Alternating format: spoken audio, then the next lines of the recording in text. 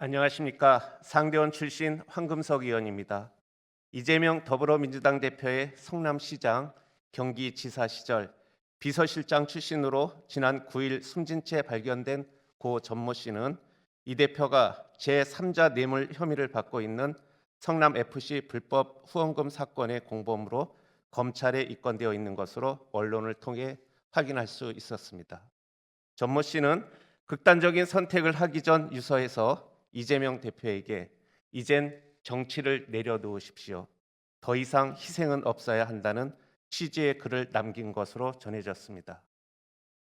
지난 2021년 말 이후 대장동 개발 특혜 의혹이 불거지면서 벌써 5번째 극단적 선택을 하였지만 이재명 대표는 그때마다 모르는 사람이다.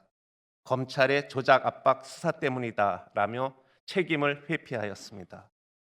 측근이었던 유한기 전 성남도시개발공사 개발사업본부장이 2021년 12월 대장동 의혹과 관련해 검찰 수사를 받던 중 사망하였고, 같은 달 대장동 개발의 핵심 실무자였던 김문기 전 개발사업 1처장이 극단적 선택을 했을 때에는 김 씨를 시장 재직 때는 몰랐고 하위 직원이었다고 했다가 뒤늦게 이 대표와 김 씨가 호주 골프 여행을도 갔던 사이였던 게 밝혀지기도 했습니다. 김 씨의 아들은 기자회견을 열고 이재명 후보는 8년 동안 충성을 다하며 봉사했던 아버지에게 조문이나 어떠한 애도의 뜻도 비추지 않고 산타복장으로 춤을 추는 모습을 보았는데 이를 본 할머니는 오열하고 가슴을 치며 분통해했다고 했습니다.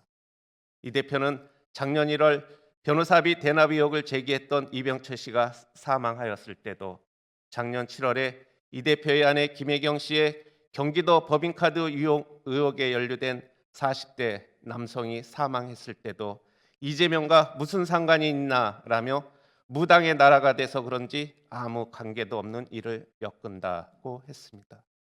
이 대표는 5분의 죽음에 한 번도 내 책임은 언급하지 않았습니다. 이 대표는 2015년 국가정보원 민간인 사찰 의혹 당시 한 직원이 스스로 목숨을 끊자 트위터에 아무 잘못이 없는데 왜 자살하나요? 라는 글을 올린 적이 있습니다. 아무 잘못이 없는데 이재명 대표의 주변 사람들이 왜 자살하고 있을까요? 이들 죽음의 진실을 알고 있는 이재명 대표가 이젠 진실을 말할 시간입니다. 성남시는 이재명과 관련된 전현직 공무원들을 위해 트라우마 센터를 운영하여 더 이상의 자살을 막아야 합니다. 또한 이재명을 법원 판결실까지 지켜야 합니다. 이재명의 자살을 막아야 합니다. 노무현, 노회찬, 그리고 박원순에 이르기까지 이들은 모두 뇌물비리, 성추행 등 범죄 혐의로 의혹을 받고 있던 시점에서 개인의 극단적인 선택으로 문제를 덮어버리거나 국면을 전환시켜 버렸다는 공통점이 있습니다. 이들의 자살은 여느 순국 선열들처럼 절대 국가나 국민들을 위하여 내린 거룩한 희생이 아니었습니다.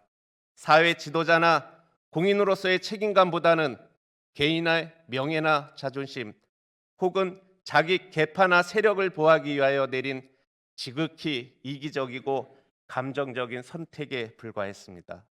우리 국민들의 감성 코드의 약한 심리를 이용하여 배후의 정치 세력들은 자살한 정치인들을 일종의 순교자로 포장했습니다. 노무현이 한창 비리 혐의로 보수 진보 가리지 않고 문매를 맞을 때는 거리를 두며 손절할 태세를 보이던 진보 세력은 노무현의 자살로 국민 여론이 뒤바뀔 조짐을 보이자 노무현 정신을 내세우며 빠르게 태세를 전환했습니다.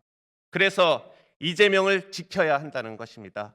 국회의원 방탄 뒤에 당을 방패 삼아 요새를 구축하고 있는 이 대표만이 6번째, 7번째 죽음을 막을 수 있으며 이 대표는 살아서 당당하게 검찰 수사 및 법원에 출두해야 할 것입니다.